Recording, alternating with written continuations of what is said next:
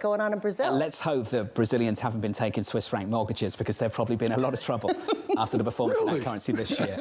Let's turn to the scores. That decision is 30 seconds away. Equities on the S&P 500 positive by 0.2% on the S&P. Some outperformance so far this afternoon on the Russell. The small caps up by 0.65%.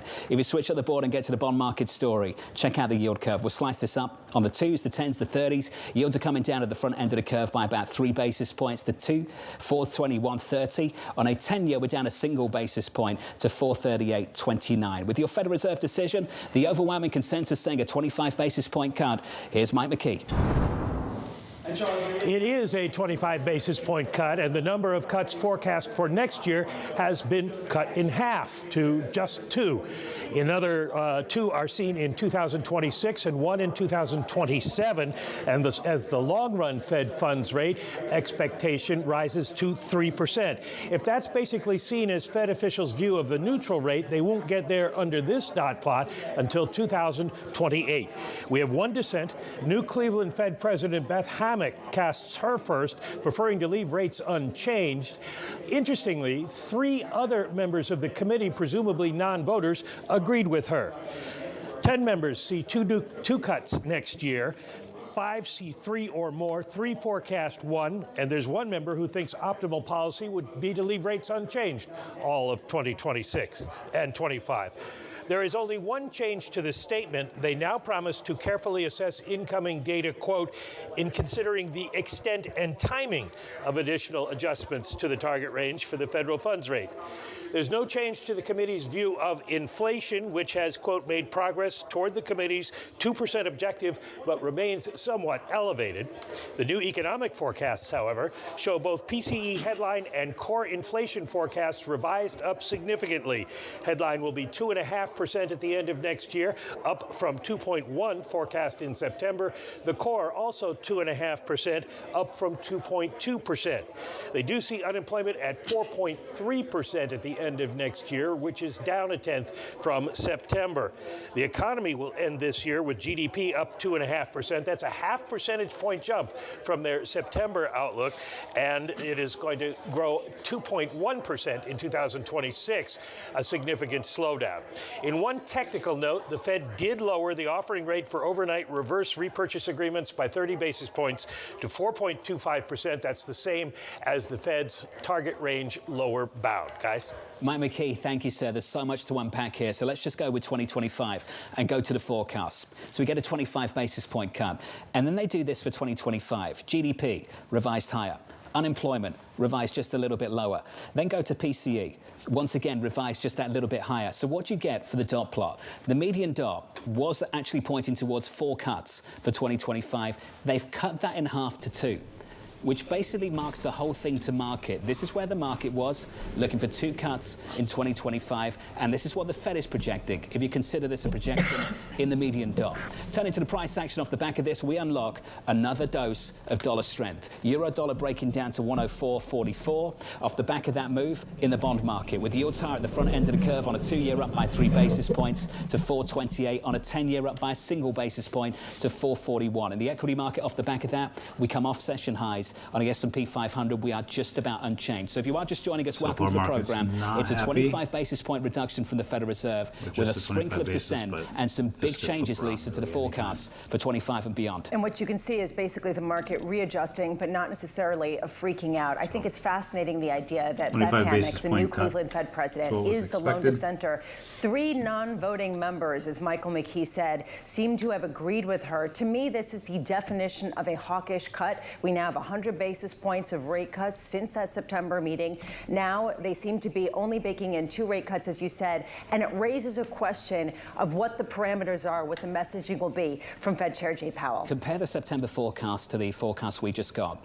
Where they thought Fed funds would be at the end of next year is now where they think Fed funds will be at the end of 2026. They've pushed the whole thing out 12 months. Now, the debate we're going to have, and no doubt the debate they'll have in the news conference with Chairman Powell and the journalists, how much of this is about realized data, the data we've had since the September meeting, and how much of this is about assuming, speculating, guessing what's about to happen with policy. Well, and ultimately, how much can they divorce the two if they're looking for signals from the collective betting agency, the collective wisdom of the crowds of markets? At a certain point, they have been following the market in certain aspects. And in this case, the market is inferring certain things about policies, and the Fed cannot ignore that. But I want to hear from Fed Chair Powell this afternoon in just about 25 minutes' time. What is your scenario analysis? How do you take into stride the prospect of both tariffs as well as potential changes to immigration? To me, the character of the dissent's interesting. I don't have time to study it, but the uniqueness of, she's quantitative economics out of Stanford. She certainly knows her way around the block, but that's something. Your first meeting and you dissent? I mean, what would Alan Greenspan say to that? That's like Lawrence Meyer 101. But the answer here is the markets are moving. I'm looking at yen out to a 154 level. Damien would look at it 8 different ways, but the answer is this is not a snooze fest, and there's a lot going on here in a more than expected hawkish cut. This is what they call a hawkish cut. I could not agree more. And that's judged by what's happening at the front end of the curve. Even as they reduce interest rates by 25 basis points, the 2 years higher by 7 basis points. We're back through 430. Bob Michael at JP Morgan's had some time to go over the statement, to go over the projections and the market reaction. What do you make of this one? Well, I think they have an incredible sense of self-awareness, that the economy looks great. The fourth quarter is going to come in around 4%. You've got unemployment at 4.2%. They'll take the side of it that says that's a pretty good level to be at. Inflation's a little bit above their target. What's the rush to keep cutting rates? Let's just back up a little bit. I think also they do have to listen to what's being talked about at Mar-a-Lago. And there is a lot being talked about. Not any of it is going to be disinflationary or a headwind to growth. And they have to begin to model that in. I actually think they did the right thing. I'm pleasantly surprised they went to 2 cuts next year instead of 3. We'll see what happens. I mean, do they model in, does the Trump administration model in his behavior, his statements on strong dollar that we saw, I don't know, 8 years ago, whatever the math is? Or is there going to be a different discussion about the efficacy of a strong dollar for President Trump? He's going to demand a weak dollar. We got to have exports up, or is there new behavior? Market is I think that's something we're just going to have to wait and see. I think there's still a view that the exceptionalism of the dollar is another one of these things that's potentially overinvested in. And suddenly, if you see policies coming out of the administration on tariffs that aren't as severe as expected, then you're going to see a lot of the foreign economies, a lot of the currencies and bond markets start to appreciate a bit. Do you think that it was a mistake, and essentially this is the Fed walking back what Fed Chair Powell said about we will not welcome any further weakening in the labor market? I think there's some of that, and I think they looked at the totality of the data. I started by saying when they look at everything, it's the perfect soft landing. They're looking for a resting spot. They don't think it's 3 or 4 rate cuts away. They think it's somewhere around 2 more rate cuts away. Do you think that it's good that there's more dissent now at a time when there is so much dissent and disagreement just about understanding where we are currently? I love it. I think it's ideal. You heard the conversation with Ellen. She's sitting there looking at things are about as perfect as you can get them. I try to point out housing, and she smacks it away.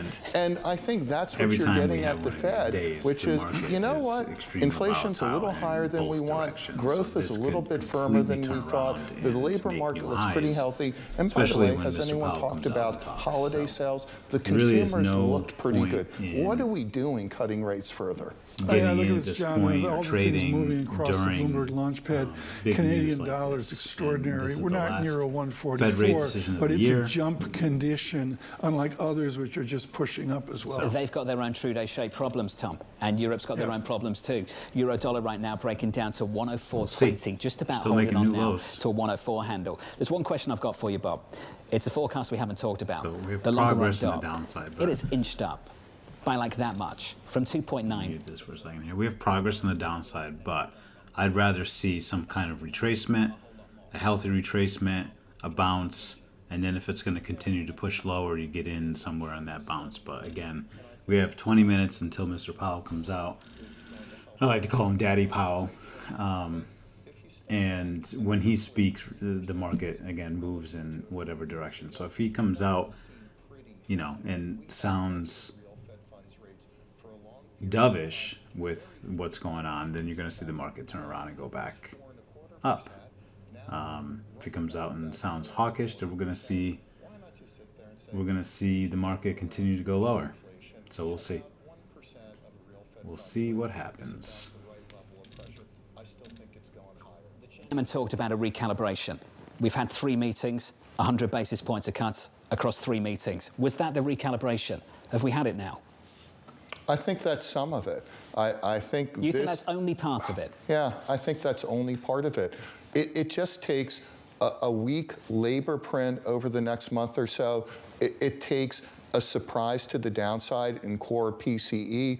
One of those things to remind the Fed that this level of rates with a 4 handle in this economy that's come from 0 interest rates is still somewhat restrictive, and there's more work to do. If you are just joining us, welcome to the program. 10 minutes ago, a 25 basis point reduction from the Federal Reserve. A sprinkle of dissent, but that's not where the headlines are. The headlines are in the summary of economic projections, released alongside the statement from the Federal Reserve, where they increased their forecast for GDP for 25. They took down their unemployment rate forecast. They pushed up their forecast for PCE, and they did this with interest rates, projecting rates would drop only to 390, when previously they were looking for 340. So the Federal Reserve essentially, for the median dot, has gone from projecting 4 cuts in 2025 to just 2. Off the back of that, in the bond market, yields are higher, the dollar's stronger, and equities are rolling over. On the S&P 500, we are down by 0.6%. To weigh in on this, Diane Swag of KPMG joins us now. Diane, you've had some time to pore over all of this. Let's start with those projections. Was that in line with what you were looking for? Actually, it is, and I'm glad to see it. I thought that the Fed was going to, if they were going to do a quarter point, which was already priced into the market, that they had to scale back dramatically, at least by half, their forecast for rate cuts next year, which is what they did. And the disagreement within the committee is exactly what you would expect. There's a lot of debate right now about how close are we actually to neutral. And in fact, you know, the new Cleveland Fed president was one of the ones that said we may be closer than you think. So it's not so surprising that she cast a dissent, even though it's her first meeting. It's also her last meeting to vote before we see Austin Goolsbee roll back onto the committee in January as a voting member. I think it's not surprising at all that there were 3 participants at the meeting that also agreed that they don't want so many rate cuts next year. The economy, they can do it without front-running any policies. Right now, the economy has come in much stronger than they expected. There's been upward revisions to both employment and inflation's come in hotter, and the consumer is atlas to the U.S. economy and the world at this point in time, and that's important. I think it's also going to be really important to see in the discussion and in the minutes to this how much they talked about that consumer sentiment number that showed people buying ahead of price hikes and that hoarding activity, which suggests that perhaps inflation expectations are not as well anchored as they thought and have become a bit more moored in the post-pandemic economy. Diana, your Illinois is the 5th largest state economy. It would be the 18th largest economy if it was a country in the world. And yet we perceive Illinois not flat on its back, but a much more diversified, struggling state. What do you see out there about the 2 Americas that you would tell Chairman Powell? Well, you know, I don't need to tell Chairman Powell anything because he spends a lot of time looking at both Americas. I think people don't realize how much time he spends talking to people who are trying to upskill themselves and get out of being paid by the government and get training, especially single women with children. I know how much he spends time. He doesn't want to spend time just talking to executives when he goes out to all of his regional visits at the Fed. He actually asks to see the underbelly, to see where people are struggling, what's really going on. I think what's important, I mean, I think about this in my own situation. My son, when I asked him what he wanted for Christmas, he asked me to donate to the homeless. And the working homeless are a real problem. And I think that is one of the issues that we're struggling with. And interest rates alone coming down are not going to change the supply of. Wix gives you the power of AI to build the website you need. With full business functionality, and a design tailored just... Stupid commercials. So anyway, we're getting a little bit of a retracement here. Small, but a little bit of a pushback. On the 1 hour chart, we had broke our trend pretty significantly too. We pushed past our trend, broke our pattern quite significantly. So that's a pretty bearish sign there to the downside. The 4 hour, we're basically at trend, right? So we're just hitting the bottom of the trend. We have not broken structure on the 4 hour chart for the NASDAQ yet. So again, this could still go in any direction.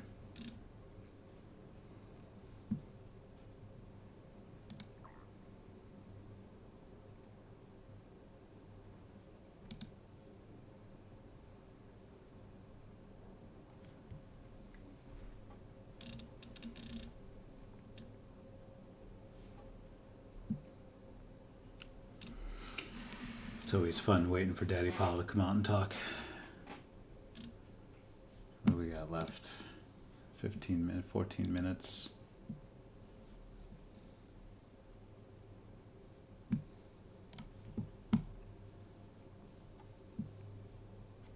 I've seen these big candles. We got 40, we're only 15 minutes into this candle, this 1 hour candle. And you can see here behind me. I've seen these candles completely turn around and then, move up and make new highs. Right now we're still pushing bearish. We're testing the bottom here.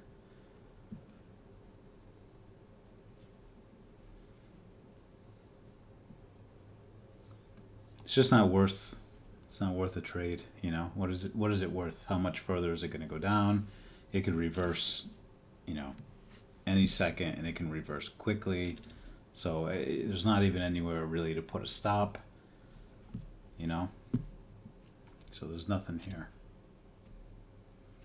Nothing here. If you put your stop above this wick here on this, on the previous candle, you're going to get stopped out with volatility. Unless Mr. Powell comes out completely hawkish, you're going to get stopped out. So you're wasting a trade.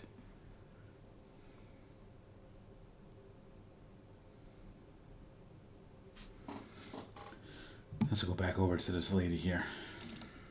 That's very important because when you're thinking about it that way, that is inflationary. And we're in a much more fragile supply chain environment, which we've already seen. Vehicle prices have already gone up again just in response to the damages and the buying ahead of additional price hikes due to 2 monster hurricanes. So we're in a situation where we have much more fragile supply chains with the embers of inflation still smoldering. That's just not a situation you want to add fuel to the fire on. You want to keep the lid on inflation, and I think the Fed is still hoping to hit that soft landing. But a soft landing, really, they will not declare victory, and this will not be Chairman Powell that we saw a year ago, who was pretty jubilant a year ago. When we were sitting in this exact spot, I think you're going to see a Chairman Powell that is cautious, optimistic about the economy, talking about the strength of the economy. That's why they're doing what they're doing. That's why the outlook looks like it is, not front-running policy. Michael, I got a 10-year yield moving, the real yield. The real yield was a 205, 202. All of a sudden, I'm popping 4 basis points, rounded up out to 2.13%. What does that signal to your bond market? What does that signal to business? Just to see the real yield buttressed up right against recent highs back 6 months. It tells me that investors might have been tilted the wrong way coming into the FOMC decision. Still making new lows here. And Still they're pushing. Unwinding some of that. We'll see where it closes. Downwards. I'm pretty optimistic things will settle down.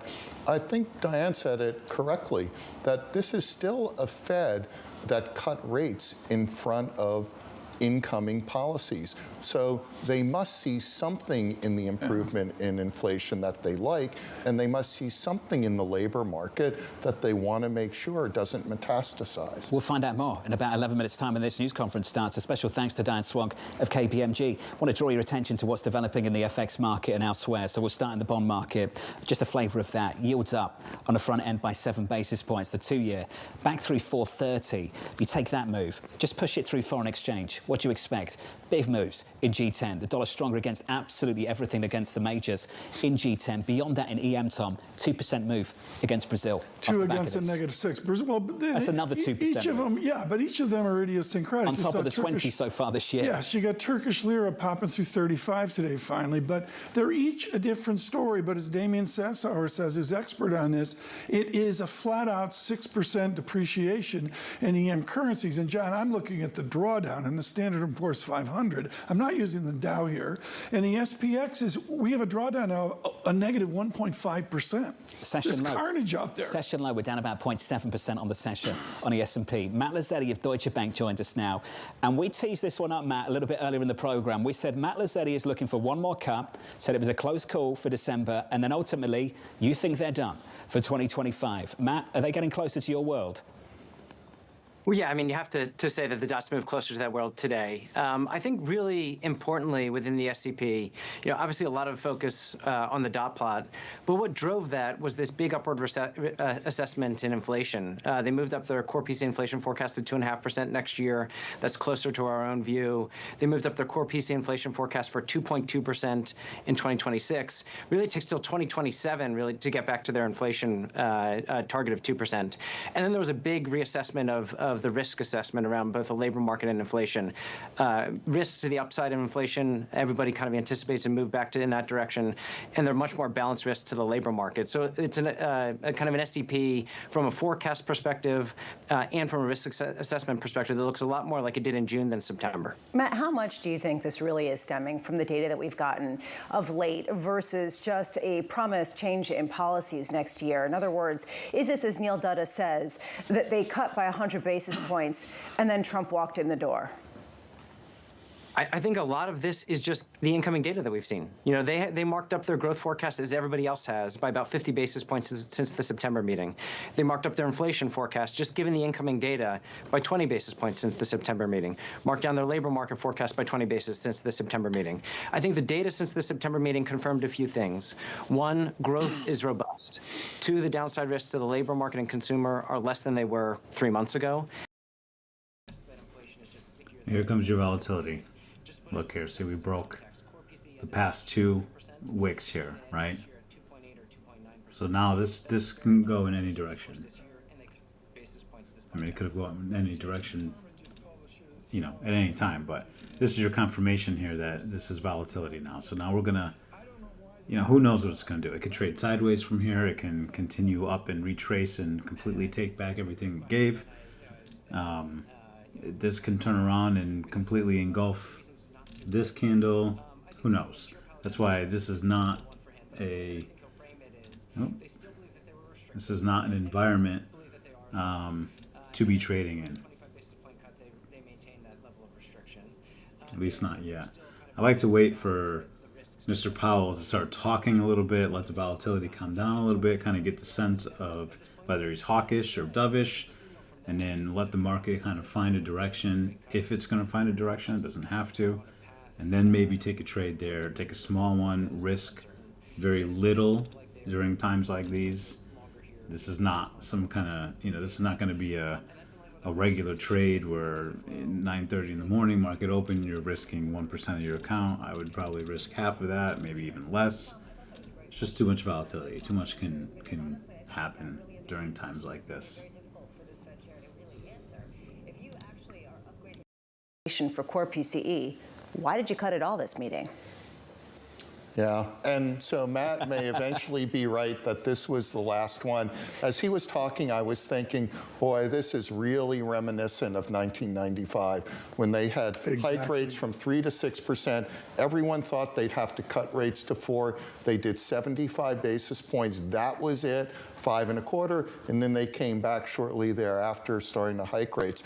You do look around, and you do see that actually the economy's doing pretty well. Now, there are things below the surface in the labor market they have to be concerned about. There is a 0.9% increase in the unemployment rate. You've never had that without a recession.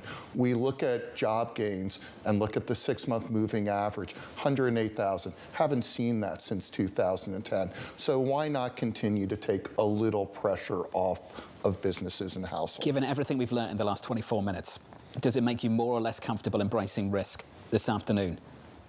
It makes me more comfortable.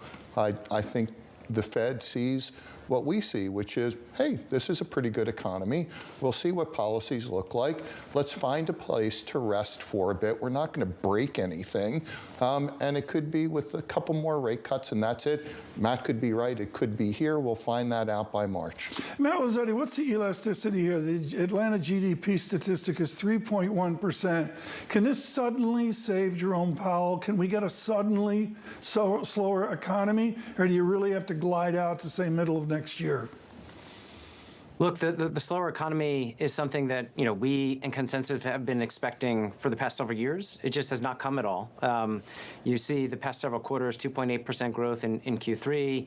As you mentioned, Q4 tracking at above 3% at this point in time. Our own growth forecast is for 2.5% growth next year, but that's a deceleration relative to where we are. Financial conditions are easy. Credit conditions have eased. Sentiment has improved. So I do think that this economy has substantial momentum behind it, and I think can give you strong growth outcomes. One thing I'm a little bit surprised about is actually their potential growth estimate remained at 1.8%. They've been talking so much about productivity growth, the supply side of the economy. I thought that would begin to manifest in a higher potential growth rate in their forecasts. Didn't happen today, but maybe that's in the coming quarters. Matt, what would you want to ask Jay Powell at a time when everyone's going to try to get him to comment on Trump policies and everyone's going to try to understand just how high the bar is to cut again? Yeah, so I think, I was going to ask about kind of the level of restriction if they had 3 cuts baked in. But I think it's more about understanding how they're thinking about a few things in the labor market. Bob mentioned, some weakness in the labor market. I'd be interested in whether or not the rise in the unemployment today, they would view similarly to the rise through the summer. I think there's many reasons for them not to. Payroll gains are stronger. The quits rate has moved higher. The hiring rate has stabilized a little bit. Job openings have picked up. But are they as concerned about this rise in the unemployment rate as they were during the summer? Second question, I think, is on shelter inflation. We did have this big downdraft in the latest print that went against Chair Powell, saying that there's going to be a very slow progress on this front. How are they just thinking about over the next several months? I think is an important question for them as well. Matt, there's one big problem I've got with this decision, and it's the words the chairman used in the last news conference. We don't guess, we don't assume, we don't speculate. That inflation forecast, Matt, are we sitting here and really saying that much has changed in 2 months that warrants the upgrade to that inflation forecast of the FOMC without guessing, speculating or assuming on what policy is going to do? So our own inflation forecast is 2.6%. That builds in about 20 basis points from tariffs. So, they'd be a little bit more hawkish on the inflation front than we would be. Just going back to 2019, I don't think they're really building in tariff effects explicitly into the forecast as of yet. I do think that is factoring into the risk assessments that we see in the back of the SEP, where everybody kind of shifted back towards upside risks to the inflation front. But that should also make you worried to a certain extent. If their baseline is 2.5% without tariffs, it'd be even higher than that with tariffs, which are likely coming, and therefore they'd probably be taking out even a little bit more of those rate cuts that they were anticipating, which was already leaning in a hawkish direction. No doubt you'll hear lots of questions about that about 3 minutes' time when this news conference starts. Matt, we'll let you run. Matt Lazzetti of Deutsche Bank, Neil Dutter of Renmac writes in, talked about him a few times already this afternoon. The Fed is prejudging policy. That's one view. That's Neil's view. Yeah, and he's talking about the fact that there has been such a huge shift without some sort of massive change in the tone of the data. That I think people will disagree with. We have some people who say the data has come in a lot hotter. Nonetheless, they have a lot of things to explain in this press conference. But Michael, are they speculating? Are they assuming? Are they guessing at the FOMC? Do you know what? They're inflation forecast just struck me as frustration. Frustration with what?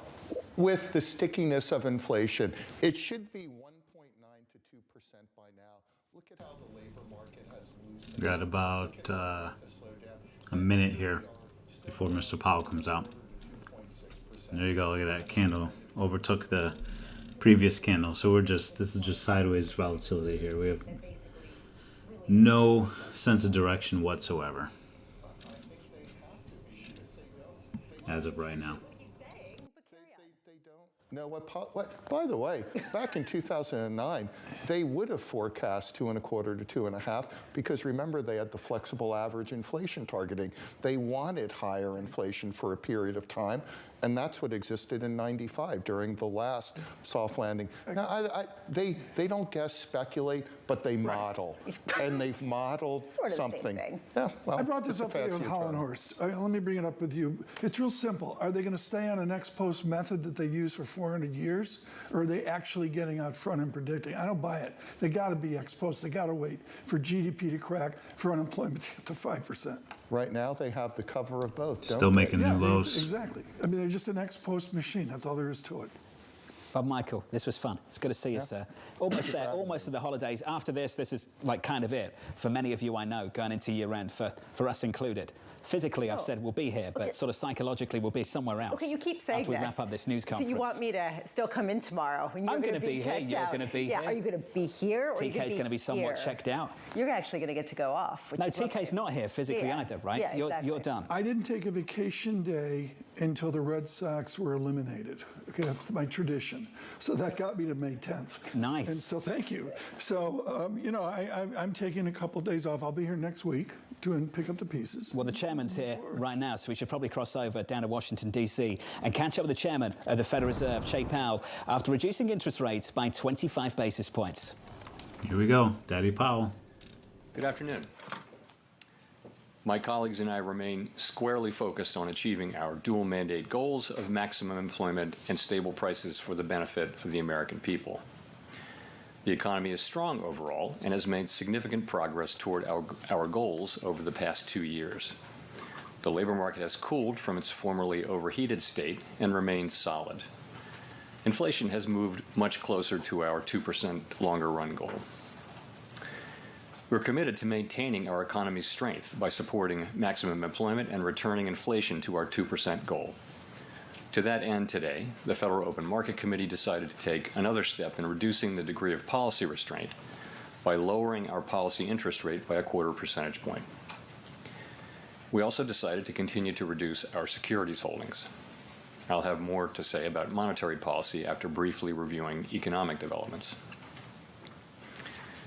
Recent indicators suggest that economic activity has continued to expand at a solid pace. GDP rose at an annual rate of 2.8% in the third quarter, about the same pace as in the second quarter. Growth of consumer spending has remained resilient, and investment in equipment and intangibles has strengthened. In contrast, activity in the housing sector has been weak. Overall, improving supply conditions have supported the strong performance of the U.S. economy over the past year. In our summary of economic projections, committee participants generally expect GDP growth to remain solid, with a median projection of about 2% over the next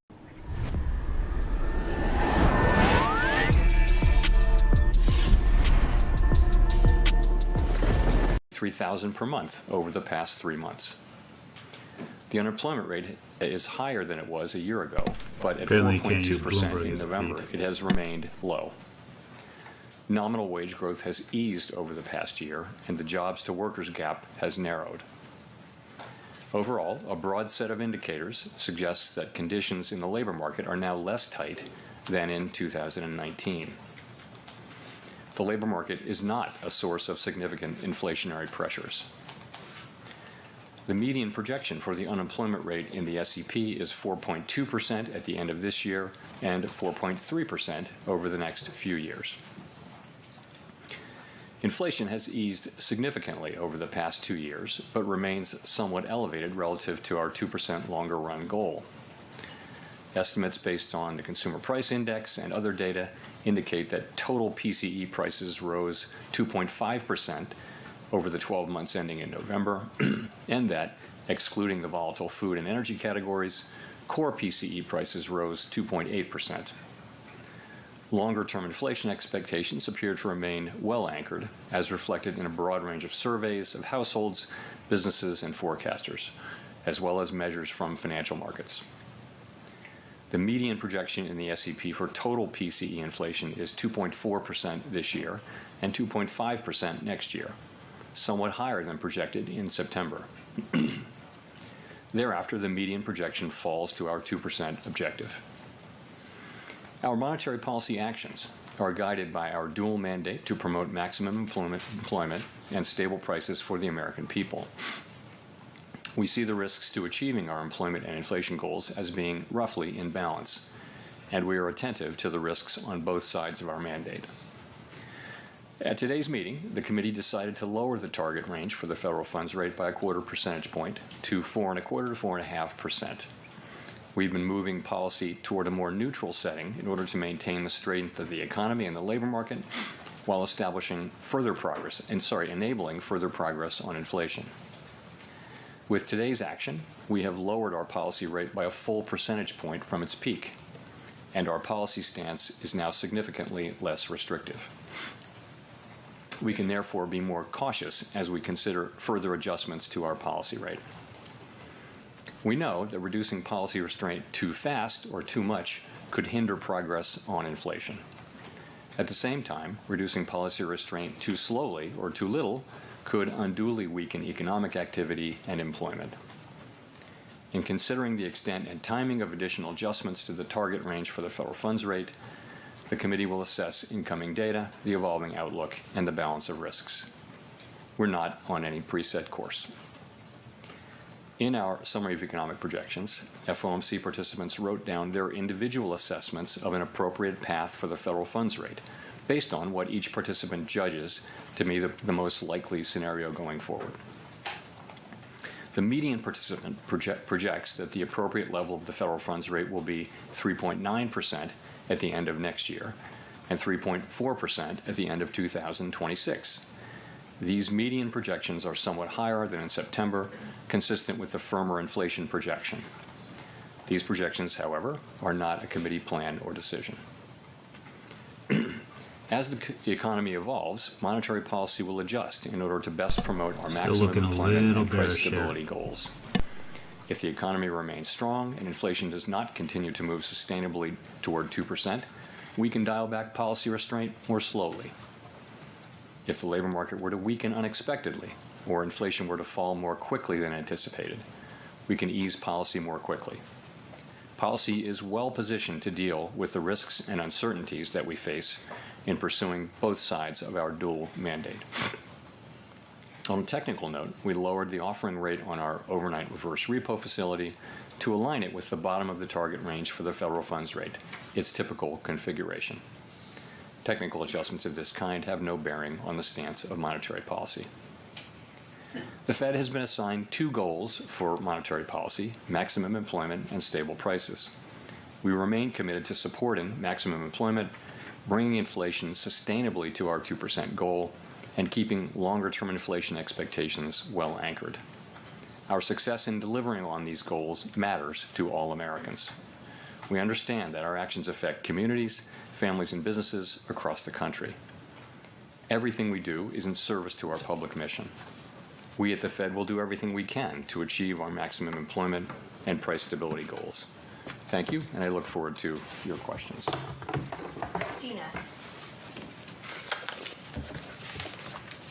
Gina Smilek with the New York Times. Thank you for taking our questions.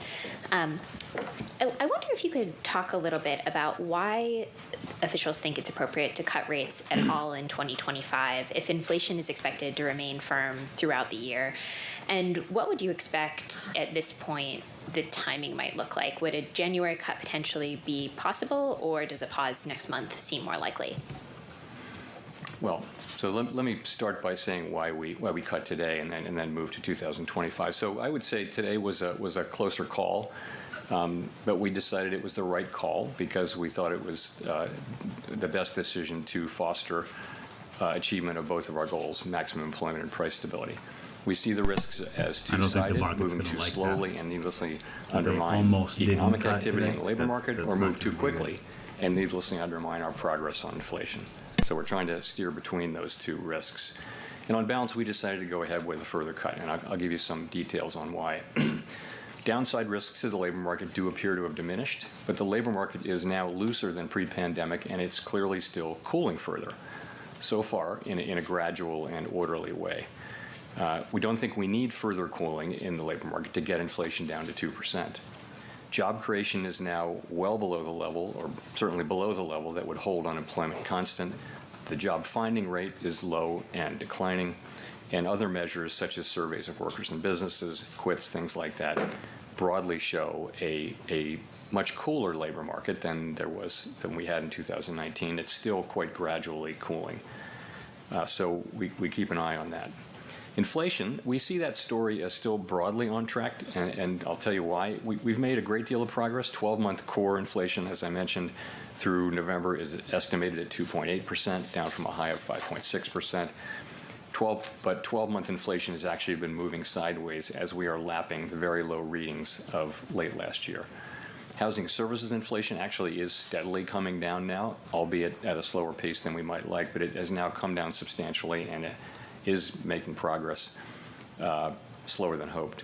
And we've had recent high readings from non-market services and some bumpiness for goods. So I'll just say, so remember that we coupled this decision today with the extent and timing language in the post-meeting statement that signals that we are at or near a point at which it will be appropriate to slow the pace of further adjustments.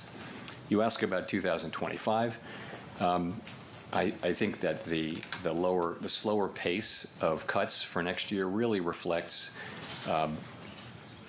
both the higher inflation readings we've had this year and the expectation that inflation will be higher. You saw in the SEP that risks and uncertainty around inflation we see as higher.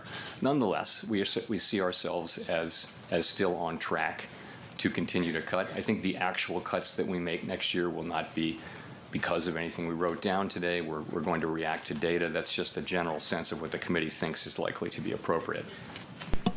In other words, they're pausing until they get why, I guess, substantial would you make those data cuts? that says like one what way or would, another. What would be the trigger to cut? So we're to cut further after this point. I would say it this way: we've reduced our policy rate now by 100 basis points. We're significantly closer to neutral. At 4.3% and change, we believe policy is still meaningfully restrictive. But as for additional cuts, we're going to be looking for further progress on inflation, as well as continued strength in the labor market. And as long as the economy and the labor market are solid, we can be cautious about as we consider further cuts. And all of that is reflected, to your question, in the December SEP, which shows a median forecast of down 2 cuts next year compared to 4 in September. Howard Schneider with Reuters, and thanks for the opportunity to ask you a question. So this does seem similar to the dynamic in 2016 during the last transition to a Trump administration, where the committee saw slightly tighter policy, in part in expected anticipation of the fiscal policy stance that was seen evolving over the year. Some of it was a data mark-to-market exercise, and some of it was anticipation of fiscal. What's the split on this one? How much of this was accounting for inflation data that was coming in, and how much of it is expecting that there will be inflationary fiscal policy next year? I'd say I'd point to 5 or 6 things, and let me start by saying that we think the economy is in a really good place, and we think policy is in a really good place. Let's remember that the economy is growing 2.5% this year, that inflation has come down by 50% from 5.6% to 2.6%. Headline inflation is 2.5%. Right. So why are we not going to continue good to starting place here. Right. So but since so what's really driving the slower rate cut path? First thing is growth is stronger, right? The economy grew faster in the second half of 2024 so far than we had expected, and is expected to be above what our expectations in September next year as well. Unemployment is lower, and in the SEP you'll see that participants think that the downside risks are less and uncertainty is less. So that's more strength, right? Inflation is higher, as we talked about. Inflation's higher this year. It's also higher in the forecast next year. I'd also point out that we're closer to the neutral rate, which is another reason to be cautious about further moves. But then getting to your point, there's also there's uncertainty. Uncertainty around inflation, I pointed out, is actually higher. It's also in the case of some people, the way I would say it is this. Some people did take a very preliminary step and start to incorporate highly conditional estimates of economic effects of policies into their forecast at this meeting, and said so in the meeting. Some people said they didn't do so, and some people didn't say whether they did or not. So we have people making a bunch of different approaches to that. But some did identify policy uncertainty as one of the reasons for their writing down more uncertainty around inflation. The point about uncertainty is it's kind of common sense thinking that when the path is uncertain, you go a little It's interesting. He keeps talking about uncertainty and the projections that inflation may go up next year, which is why they're going to pause and blah, blah, blah. All of this is only because the media continues to push this narrative that Trump's policies are going to be are going to increase inflation, except his policies when he was in office last time were the same, and inflation was, at all-time lows. So this is all baloney. Everything he's saying here is baloney. It's like it's all, excuses and cover-ups. What's happened is that our forecasts for inflation for this year, I think, are 0.5 higher than they were in September. So you had 2 months of higher inflation, September and October.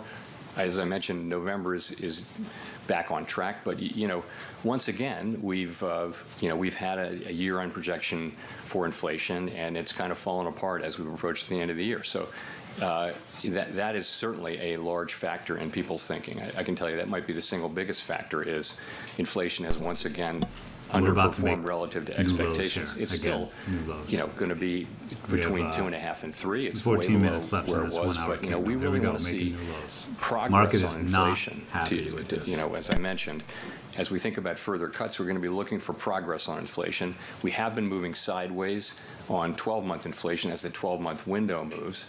That's in part because inflation was very, very low measured in the fourth quarter of 2023. Nonetheless, as we go forward, we're going to want to be seeing further progress on bringing inflation down and keeping a solid labor market. In the NASDAQ. Chris. Thank you, Chris Rugaber at Associated Press. Thanks for taking the question. In September 2018, the Fed staff in the Teal Book discussed a policy of looking through any new tariffs as long as there were one-time increases and inflation expectations remained anchored. Could you comment on if that analysis remains effective and any other thinking on tariffs generally that you can share? So I do think that the September 2018 Teal Book alternative simulations are a good place to start. I happen to have brought them here with me today. I'm sure you have them too. They're a good starting point, and I would just say, it's 6 years old analysis, but nonetheless, this is still, I think, the right questions to ask. And there were 2 simulations. One was seeing through, one was not. And I'd point there's some language in the see-through paragraph that says, it considers situations in which it might be appropriate to see through inflation, and then names some conditions in which it might not be. In any case, this is not a question that's in front of us right now. We won't face that question. We don't know when we'll face that question. What the committee's doing now is discussing pathways and understanding, again, the ways in which tariff-driven inflation can affect, tariffs can affect inflation in the economy and how to think about that. So we've done a good bit of work, all of us have, each of us has, and it puts us in position when we finally do see what the actual policies are to make a more careful, thoughtful assessment of what might be the appropriate policy response. Great. And just a quick follow. Given the recent bout of inflation that we've been through, with consumers seeing how prices can rise and businesses seeing that they can raise prices at least for some time, does that make it a little bit riskier to look through tariffs? I mean, do you feel you have to respond more quickly to inflation threats, given what we've seen in the past few years? So the main thing is, and this is also a point in these alternative simulations, is there are just many, many factors that go into how much tariffs will even go into consumer inflation. How persistent will that be? And so we just don't know really very much at all about the actual policies. So it's very premature to try to make any kind of conclusion. We don't know what will be tariffed from what countries, for how long, in what size. We don't know whether there'll be retaliatory tariffs. We don't know what the transmission of any of that will be into consumer prices. Yeah, they're going to pause. To your point as well, right. I wouldn't say that we know whether the last episode is or is not a good model for what happened. You pointed out we've just been through a period of high inflation. We've just gotten through that period. That's a difference. There was also quite a bit of diversion of trade away from China to other countries since that. That may have effects. I don't know. I just think we need to take our time, not rush, and make a very careful assessment, but only when we've actually seen what the policies are and how they're implemented. And we're just not at that stage. We're at the stage of doing what other forecasters are doing, which is kind of thinking about these questions, but not trying to get to definitive answers for some time.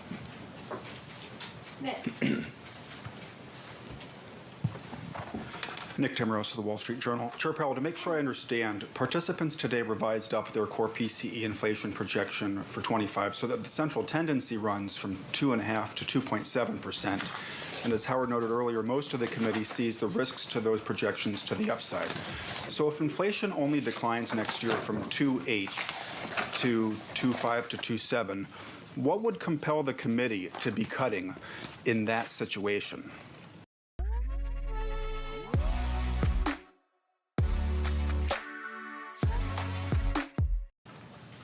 So we have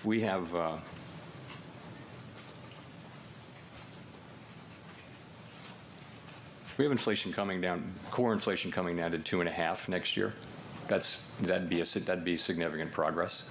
You see a slower path. I think that does take on board that we want to see real progress, but we'd be seeing meaningful progress to get inflation down to that level. That wouldn't be all the way to 2%, but that would be better than this year. This year will be 2.8 or 2.9. That would be meaningful. We also have to think about the labor market, and while we have the labor market forecast as being in good shape, we are also mindful that it is still out there very gradually cooling, so far in an orderly, gradual way. But it's also something we need to keep our eye on. I guess if I could follow up, if somebody looked at these projections and also the insertion of the extent and timing language in the statement, which has been used at times in the past when the committee thinks maybe it's going to be on hold for a while, and they said, gee, this looks like it could be the last rate cut for some time, would they be mistaken to infer that? So that's not any decision that we made at all. Let me explain extent and timing. So the sense of that wording is to make clear that if the economy does evolve about as anticipated, we're at a point at which it would be appropriate to slow the pace of rate cuts. So extent, that just relates to how much further we can reduce our policy rate consistent with getting to a neutral stance. Clearly, that distance has shrunk by 100 basis points. So it's significantly smaller. So that's the extent question. And we're going to be looking for further progress on inflation as well as a strong labor market to make those cuts. Timing just suggests, again, that we're at a place where we assuming the economy develops as expected, we're at or near a level that will make it appropriate to slow the pace of adjustment. So that's what we mean by that. We're not trying to make decisions about the longer run. We're trying to make sensible policy as we go. And I just would emphasize the uncertainty, which is it's just a function of the fact that we expect significant policy changes. There's nothing really unusual about that. I think we need to see what they are and see what the effects they will have. We'll have a much clearer picture, I think, when that happens. Mike. Michael McKee from Bloomberg Radio and Television. Even though you've cut rates by 100 basis points this year, we haven't seen much change in mortgages, auto loan rates, or credit card rates. You say you're significantly restrictive. are you running a risk that the markets are fighting against you and the economy could be more at risk of a slowdown than you anticipate? So the rates that you talked about are really longer run rates, and they are affected to some extent by Fed policy, but they're also affected by many other things. And longer rates have actually gone up quite a bit since September, as you well know, and those are the things that drive, for example, mortgage rates more than short-term rates do. So we look at that, but we look at all financial conditions, and then we look at what's happening in the economy. So what we see happening in the economy, again, is most forecasters have been calling for a slowdown in growth for a very long time, and it keeps not happening. So we're now well into another year of growth that looks like it might be 2.5%. Second and third quarters were right about at the same level. So the U.S. economy is just performing very, very well, substantially better than our global peer group. And there's no reason to think a downturn is any more likely than it usually is. So the outlook is pretty bright for our economy. We have to stay on task, though, and continue to have restrictive policies so that we can get inflation down to 2%. We're also going to be looking out for the labor market. We want to keep the labor market pretty close to where it is. We're pretty close to estimates of the natural rate of unemployment. Job creation is a little below the level that would keep it there, but nonetheless close. And so that's what our policy is trying to achieve.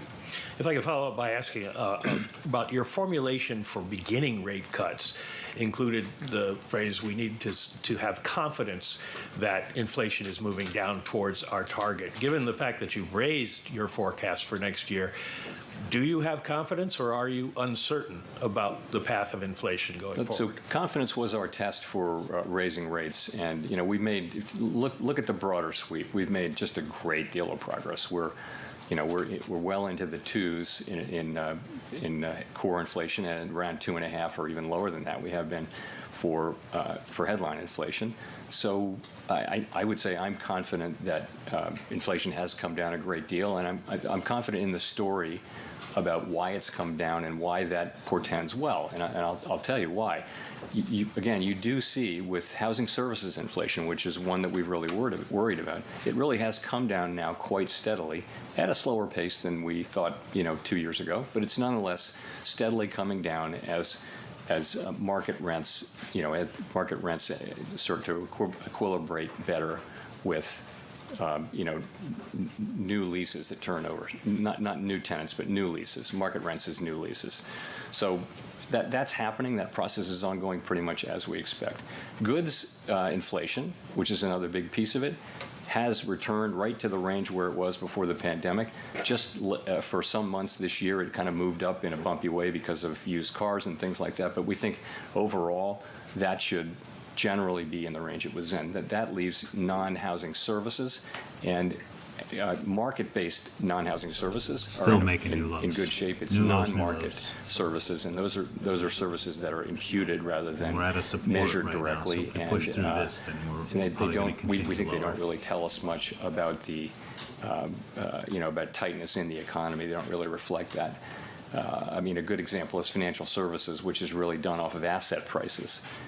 And that's how that inflation works. So the overall picture, the story of why inflation should be coming down, is still intact. In particular, the labor market. Look at the labor market. It is cooler by so many measures now, modestly cooler than it was in 2019, a year when inflation was well under 2%. So it's not a source of inflationary pressures. Not to say there aren't regional and particular professions where labor is tight.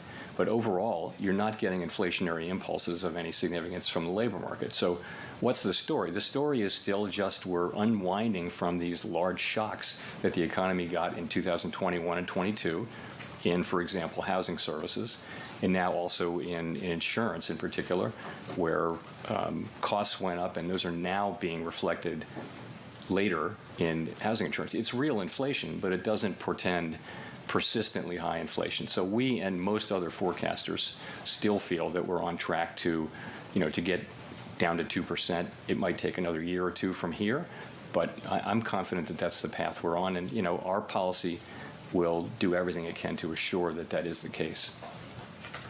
Colby.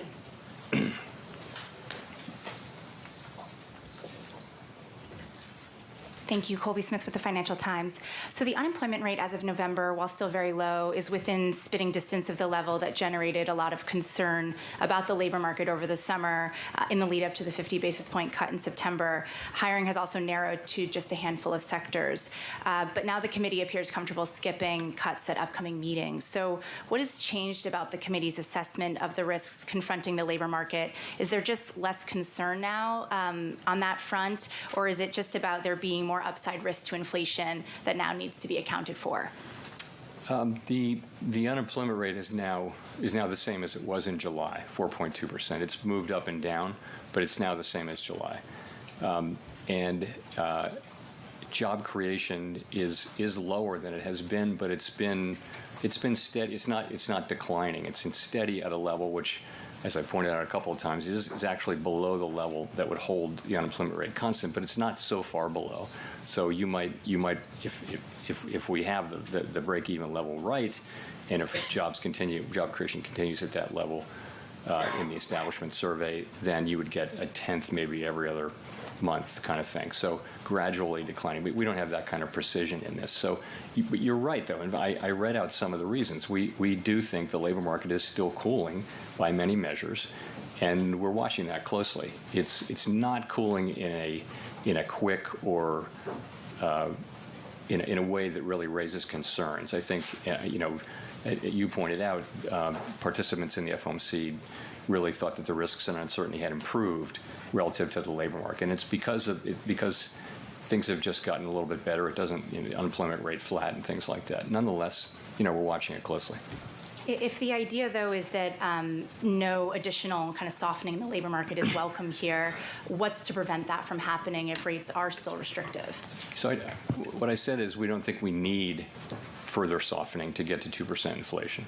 That's what I'm saying. Not that it's not welcome. We don't need it, we don't think. If you had a situation where inflation is moving around by a tenth every few months, we'd have to weigh that against the fact that inflation has, in recent months, been moving sideways in the 12-month window. And so we've got to weigh them both. And at this point, for a while there, we were only really focused, mainly focused on inflation. We've now gotten to a place where the risks of the two we think are roughly in balance. And so that's how we think about it. Steve. Mr. Chairman, I did not hear you use the word recalibration today. And I'm just wondering if the recalibration phase is over and what you might call this new phase and whether the criteria for changing rates is somehow different and higher than it was before. Thanks. We're not renaming the phase yet, but we may get around to that. But no, I would say we are, though, in a new phase in the process, as I said. So, and that's just because we've reduced our policy rate by 100 basis points. We're significantly closer to neutral. We still think where we are is meaningfully restrictive. And I think from this point forward, it's appropriate to move cautiously and look for progress on inflation. We've done a lot to support economic activity by cutting 100 basis points, and that's a good thing. I support the decision, and I think it was the right decision to make. I think from now, we are in a place where the risks really are in balance, and we need to see progress on inflation, and that's how we're thinking about it. So it is kind of a new thing. We moved pretty quickly to get to here, and I think going forward, obviously, we're going to be moving slower, which is consistent with the SEP. I wonder if I could follow up and ask you how much you or the committee are looking through some of the high numbers we've had in the recent inflation numbers. For example, cars being up maybe because of the hurricanes, eggs because of the avian flu, that kind of stuff, and then looking forward perhaps to housing inflation coming down as it did in the recent report. So we always try to be careful about not throwing out the numbers we don't like. It's just an occupational hazard is to look. Oh, those high months are wrong. What about the low months? We have a very low month potentially in November. It's estimated by many to be in the mid-teens for core PCE. So that could be idiosyncratically low. We try to look at not just a couple or 3 months. We shouldn't have our position shouldn't change based on 2 or 3 months of good or bad data. We have a long string now of inflation coming down gradually over time. As I mentioned, 12-month, I think, 12-month headlines 2.5, 12-month core is 2.8. That's way better than we were. We still have some work to do, though, is how we're looking at it, and we need policy to remain restrictive to get that work done, we think. Neil. Thanks, Chair. Thank you, Chair Powell. Neil Irwin from Axios. Financial markets have been very buoyant really all year.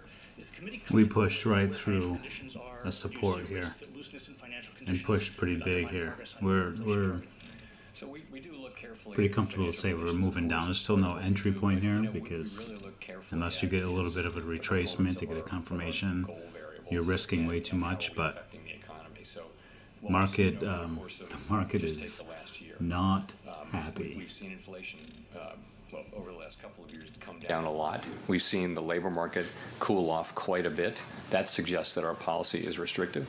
We can also look more directly at the parts of the economy that are affected by that are interest sensitive, like particularly housing. Housing activity is very low, and that's partly significantly because of our policy. So we think our policy is working, it's transmitting, and it's having the effects on our goal variables that we would want. A lot of things move financial conditions around, as you know, and we don't really control those. But I'd say we see the effects we're hoping to see on the goal variables and the places where we'd expect to see it.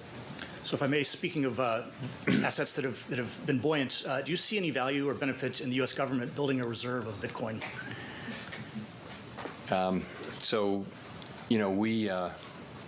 We're not allowed to own Bitcoin. The Federal Reserve Act says what we can own, and we're not looking for a law change. That's the kind of thing for Congress to consider, but we are not looking for a law change at the Fed. Andrew. Hey, happy holidays, Mr. Chairman. Thanks for taking our questions.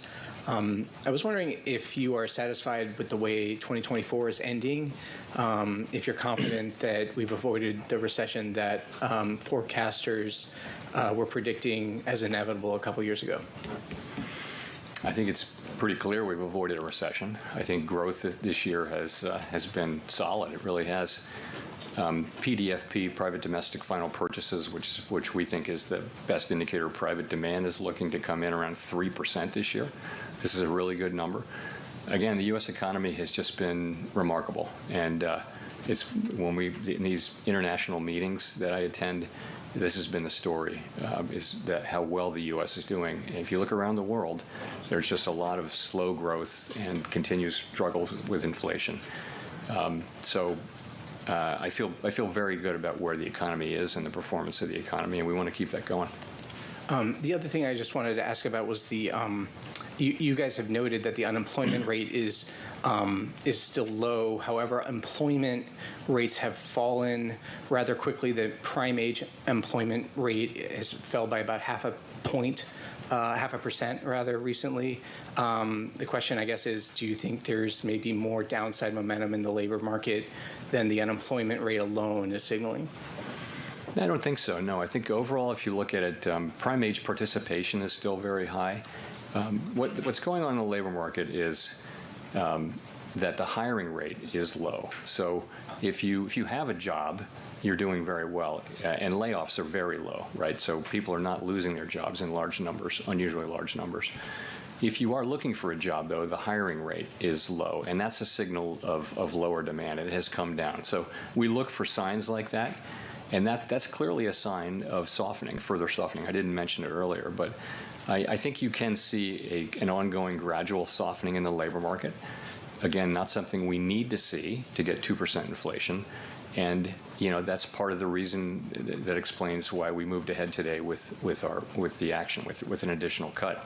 So, but you take a step back, the level of unemployment is very low. Again, participation is high, wages are at a healthy and ever more sustainable level, wage growth, and so the labor market. This is a good labor market, and we want to keep it that way. Thanks. Amira. Thank you. Amara Mokwe from Bloomberg News. I just want to put a finer point on the labor market.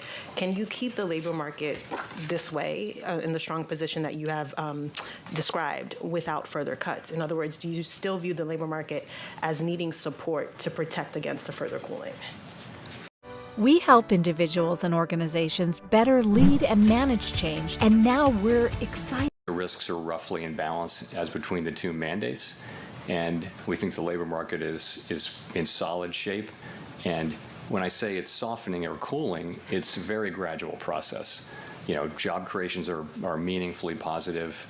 Wages are, if anything, still a bit above what would be sustainable if productivity were to revert to its longer run trend. If you take into account the high productivity readings we've had, then wages are already at a sustainable level relative to 2% inflation. So I don't want to overstate the downside in the labor market, because the downsides clearly appear to have diminished. Nonetheless, it's one of our mandate goals, and we pay close attention to it, and it's worth noting that it is still gradually cooling, gradually and in an orderly way, and that's how I would characterize it, and that's why we're paying careful attention. Elizabeth. Thanks so much, Chair Powell. Elizabeth Schulze from ABC News. As you've noted, the Fed is now forecasting higher inflation next year. High prices are still a burden for so many households right now. Why do you think it is that inflation is proving to be more stubborn than you'd expected? It breaks down into a long answer if you want, but it just has been a little bit more stubborn. I think if you go back 2 or 3 years, many people were saying that to get this far down, we would have had to have had a deep recession and high unemployment by now. Well, that has not been the case. So, the path down has actually been much better than many predicted. We've managed to have the unemployment rate remain essentially at its longer run natural rate, while inflation has come down from, core PCE inflation has come down from 5.6% to 2.8% on a 12-month basis. So that's a pretty good outcome. Why hasn't it come down? One reason is that just a technical issue around the way we calculate housing services, and that process has been slower than market rents are showing up more slowly in that measure than we might have thought 2 years ago. So that's part of it. I think there are other parts of the story, but what I think people are feeling right now is the effect of high prices, not high inflation. So we understand very well that prices went up by a great deal, and people really feel that, and it's prices of food and transportation and heating your home and things like that. So there's tremendous pain in that burst of inflation that was very global. This was everywhere in all the advanced economies at the same time. So now we have inflation itself is way down, but people are still feeling high prices, and that is really what people are feeling. The best we can do for them, and that's who we work for, is to get inflation back down to its target and keep it there, so that people are earning big real wage increases, so that their wages are going up.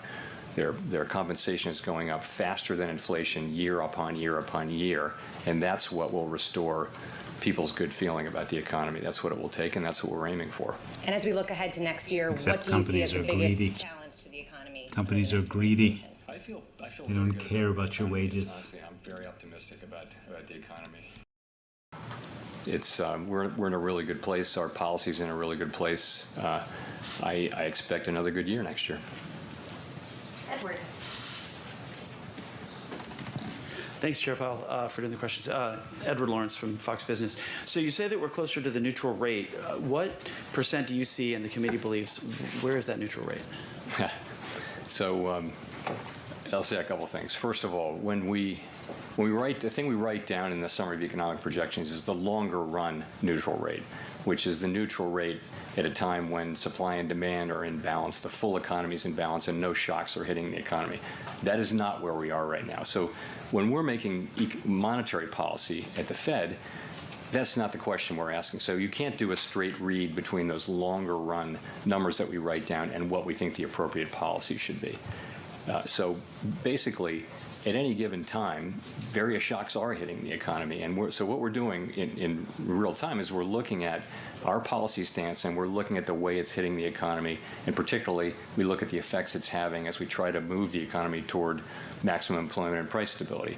And the answer can be there are things that affect the economy that are lasting but not permanent. And the ones that are permanent are the ones that would be in our star. The ones that could be lasting but nonetheless go away over time, they could actually affect what's sort of technically the appropriate neutral stance in near term. So we're looking at that, and we don't know exactly where it is, but as I like to say, we know it by its works. And I think what we know for sure is that we're 100 basis points closer to it right now. There are many estimates of where that might be, and we know we're a lot closer to it, and I think we're in a good place, but I think from here, it's a new phase, and we're going to be, cautious about further cuts. But I think that the markets are looking for a little more clarity. I mean, I've heard estimates from 2.9% to 4%. I think the markets would like to see a little more clarity about a year out, 18 months out, as to where that goalpost, for lack of a better term, is, because at the moment it looks big. Yeah, I mean, honestly, there are countless models of what a neutral rate might be at any given time. There are empirical models, there are theoretical models, there are things that combine them, and they have as many different answers as you'd like. So there is no real certainty. And I mean, it's actually a good thing to know that we don't know exactly where it is. So you're not tempted to think, oh, I think this model or this estimate is right. You just have to be open to the empirical data that are coming in, and also how it's affecting the outlook. And it's not made any easier by the fact that that our policy works with long and variable lags. Nonetheless, that is the job we have, and so I think it's appropriate for us now to proceed cautiously, now that we're 100 basis points closer to neutral, and we'll do so. Meanwhile, the economy seems to be in good shape, and these cuts will certainly help to support economic activity and the labor market, while we can still make progress on inflation because policy is still meaningfully restrictive. Victoria. Hi, Victoria Guida with Politico.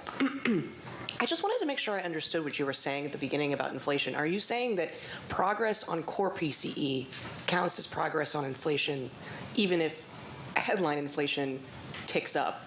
And then also, since that's what's projected in the SEP, I was wondering what accounts for that? Why do you all see core PCE going down and potentially headline inflation ticking up?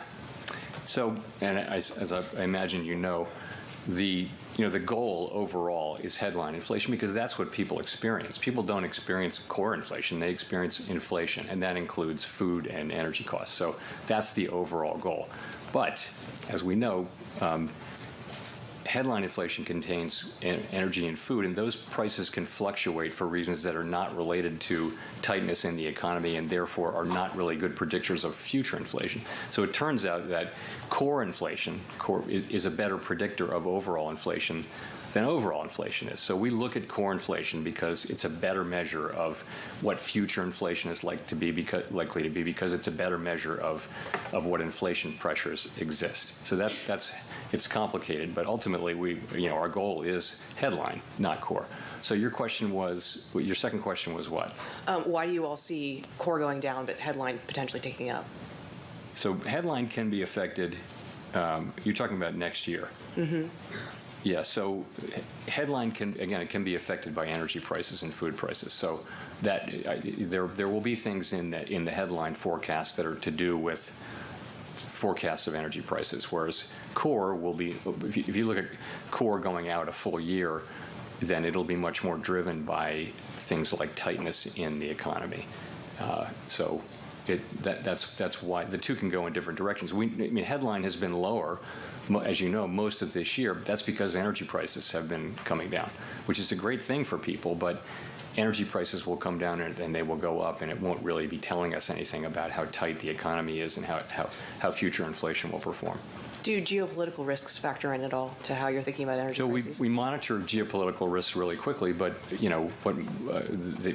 really carefully rather. But I would say so far those risks haven't really nothing has come out of those risks that really has really been important for the United States economy. The single thing that you would look to is the price of oil, given that we're talking about the Middle East and Ukraine, and but that is a good summary statistic for the kind of thing that could go wrong with global turmoil. But the price of oil has been coming down, and because of supply conditions, global supply conditions. So the U.S. is not feeling really the effects of geopolitical turmoil.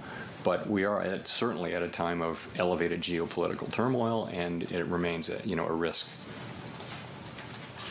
Kelly. Thanks, Chair Powell. Kelly O'Grady from CBS News. I want to go back to something that you said a minute ago, that wage growth is outpacing inflation now. It wasn't the case for some time, of course. It's partly why Americans haven't felt much relief in their wallets from prices yet.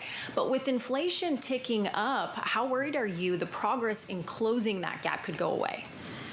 Yeah, so inflation, again, we don't overreact to a couple of months of higher readings or a couple of months of lower readings. And what we had was we had 4 months of really nice readings, and then September and October were higher, but then November is much lower. So I don't really think the public is experiencing that as a surprising upside risk to inflation. I think inflation is much lower. What the public is feeling, and they're right about it, is that prices are just, the price level went up because of the past inflation, and it's going to take some time for real wages to recover over a period of years in which your real compensation is growing. And in other words, your compensation is growing meaningfully faster than inflation. That's exactly the kind of economy. These questions just get repetitive. That process will probably take some years, but that's what's going on right now. And I don't think that a couple of months of higher inflation really signal that anything of the nature you're suggesting. And just one follow-up. Let's look more long-term. You previously predicted hitting the 2% inflation target in 2026. It's now been pushed out to 2027. You said you're focused on enabling further progress on inflation. That's not necessarily progress in the right direction. Are you confident that target isn't going to move further out? We're talking about when you're projecting the economy, 3 years out, 2 years out, you're talking about high uncertainty. Very high uncertainty. We really, at that point, that's not possible to confidently predict where the economy is going to be in 3 years. So what we're doing is looking at what's happening. Hopefully this is just about over. The same kinds of things are happening. So we looks like we might be slowing down on the bearish side here. We might be finding a support. Goods inflation settles down, and we'll see. Non-market as long as Daddy Powell doesn't say anything else really dumb. Should happen over time. Not that he's saying anything dumb, it's just there's every reason to think that they will. The timing it doesn't make sense. But you're not wrong though that it's been a bit frustrating because while we've made progress, it has been slower than we had hoped. Nonetheless, we're still on track, and I think if 2 years ago you'd said we were at 4.2% unemployment and 2.8% inflation, people would say, "I'll take that." I mean, that's a pretty good interim place to be. Job's not done, but I think we're feeling good about where we are and where we're headed. Go to Nancy for the last question. Hi, Chair Powell, Nancy Marshall-Genzer from Marketplace. You said a couple times inflation has been moving sideways. Appears to be settling in around, 2.5%. Do you think the Fed is just going to have to settle for that and accept that you're not going to get to your 2% target? No, we're not going to settle for that. I think we certainly have every intention and expectations that we'll get inflation back sustainably to 2%. That is, and I am confident we will achieve that.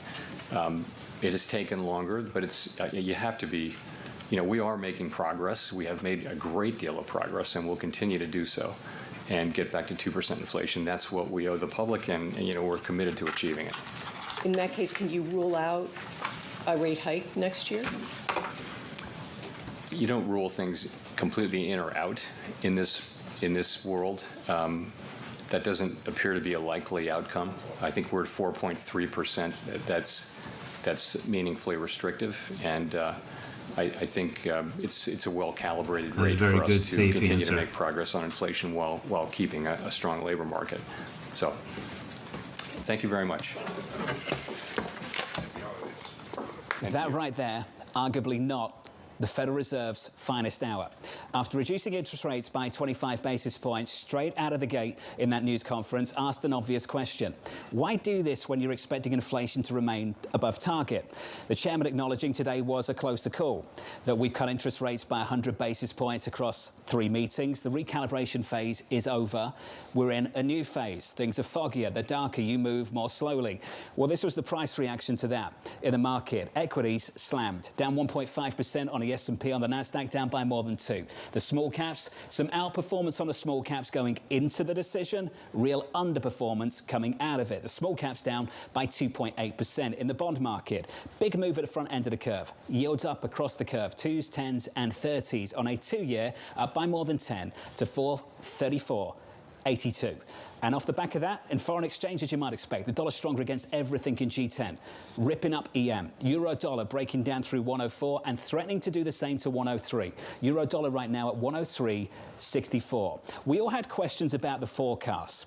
Why have you bumped it up on inflation? Why are you projecting higher inflation than you were projecting back in September? Why have you reduced the number of interest rate cuts from 4 to 2 in the median dot for the dot plot in 2025?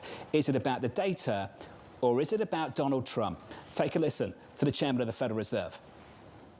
Some people did take a very preliminary step and start to incorporate, high. Let's just say it's about Donald Trump, like I said.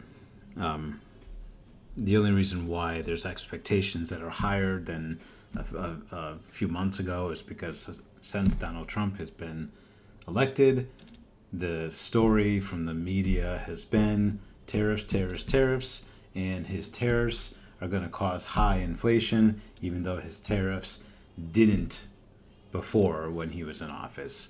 So that's exactly what it is. My opinion, this is my opinion, right? But that's exactly what it is. Because Trump, and because he's going to be in office next year, all of a sudden we're talking about higher inflation again, blah, blah, blah. I personally don't think it's going to happen. We might slow the process of inflation coming down.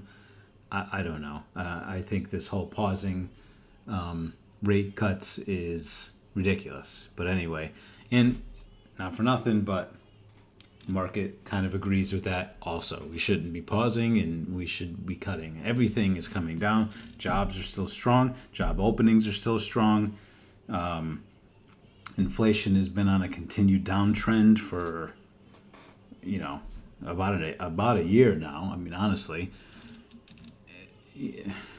the outlook for the economy is great. GDP growth is good.